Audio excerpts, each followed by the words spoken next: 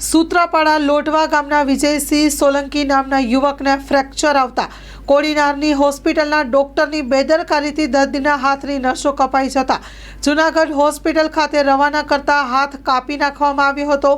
અરજદાર દ્વારા સરકાર પાસે ન્યાયની માંગણી કરવામાં આવી રહી છે। Story report by Manojsinh Chauhan, Gir Somnath. મારું નામ સોલંકી વિજય છે, ગામ લોઢવા,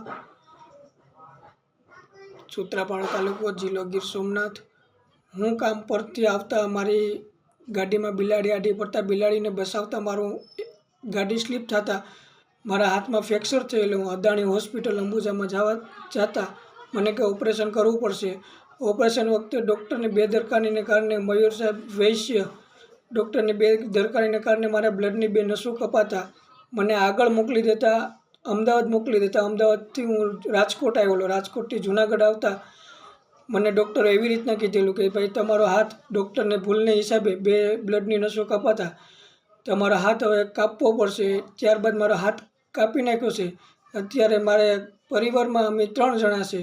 મારો નાનો બાબો છે 3 વર્ષનો અને મારી છે 65 વર્ષના। આગળ પાછળ કોઈ છે નહીં અને આ વસ્તુના આ સમયના 2 થી 3 મહિના થઈ ગયા। હજી મને આમાં કોઈ જાતનું કંઈ સહાય કે કોઈ જાતનું કંઈ કરેલું નથી।